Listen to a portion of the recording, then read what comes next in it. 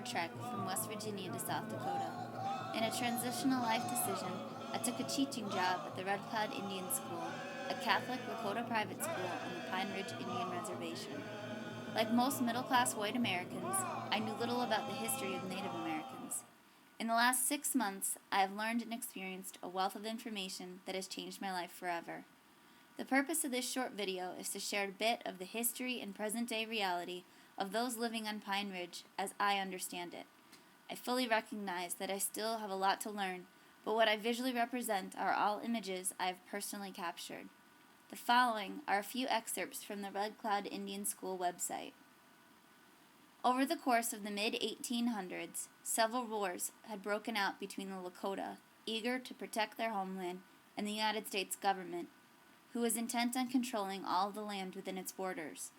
Several treaties, including the famous Fort Laramie Treaty of 1851, were made and broken as a result of the conflict that was continuing to rise. Chief Red Cloud rose up as the leader of the Oglala, leading the most successful military campaign ever waged against the United States by an indigenous group. The result was the signing of the Fort Laramie Treaty of 1868, which established the western half of South Dakota plus territory in 5 adjoining present-day states as Lakota land. For a brief time, peace had hovered over the land. Sadly, that did not last.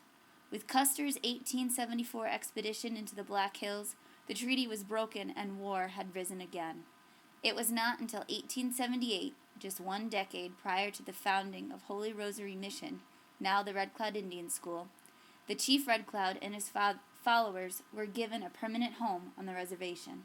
With peace settling across the vast plains of Lakota land, Chief Red Cloud began working with a group of men known as the Sinisapa, or the Black Robes, a reference to the black cassocks worn by the Jesuits.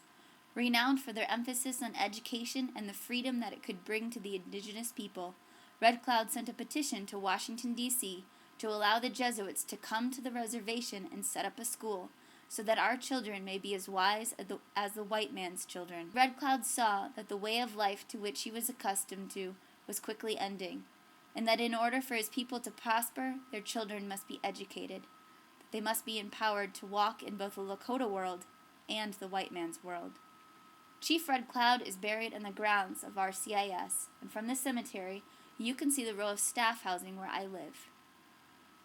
The permanent home of the Lakota, as designated by the U.S. government, can never be the type of home that the Lakota experienced in the past. The white settlements meant a reduction in wild buffalo herds, meaning the Lakota way of life was forced to become westernized. Today, the buffalo are only found within the Custer State Park. To compensate for their dealings of the past, every registered member of the tribe is entitled to food, housing, education, and health care as provided by the U.S. government. The spoils, to be divided among many, hardly add up to a decent way of life, at least by American standards. The reservation covers more than 2.8 million acres in southwestern South Dakota, making it the second largest reservation in the United States. The following statistics, found on the Red Cloud website, offer a snapshot of present-day reality. I've also offered some of my own observations. 80% of residents on Pine Ridge are unemployed. 49% of residents live below the federal poverty line. The Pine Ridge Indian Reservation is located in Shannon County, where its per capita income makes it the second poorest county in the United States. The infant mortality rate is 5 times higher than the United States national average. More than 4.5 million cans of beer are sold annually in White Clay, Nebraska, just over the border from the Pine Ridge Indian Reservation.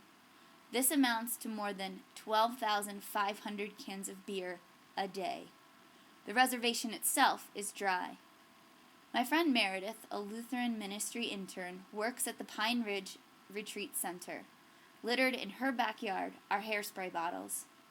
Since beer is still a few miles away and doesn't come cheaply due to its demand, hairspray is the next most available way to get drunk. Obesity, diabetes, and heart disease occur in epidemic proportions on Pine Ridge. Death rates due to diabetes among Native Americans are 3 times higher than that among the general population of the United States. Unhealthy diets and lack of exercise are two main contributing factors behind these known numbers, despite the fact that in the early history of Lakota, diabetes was virtually unknown. From what I've seen, the biggest sellers at the Sioux Nation grocery store are energy drinks, Flamin' Hot Cheetos, large dill pickles, and jumbo packages of ground beef. The produce section is extremely small and the only one in over an hour radius. The life expectancy on Pine Ridge is the lowest anywhere in the Western Hemisphere except for Haiti. A recent study found the life expectancy for men to be 48 years and for women to be 52. On the reservation, 13% of residents lack complete plumbing facilities, while 9.2% lack complete kitchen facilities. 22.8% lack phone service. I've heard many people look at this situation and say, what are they doing to themselves? Why don't they just leave if life is so bad? I too have ignorantly pondered such questions.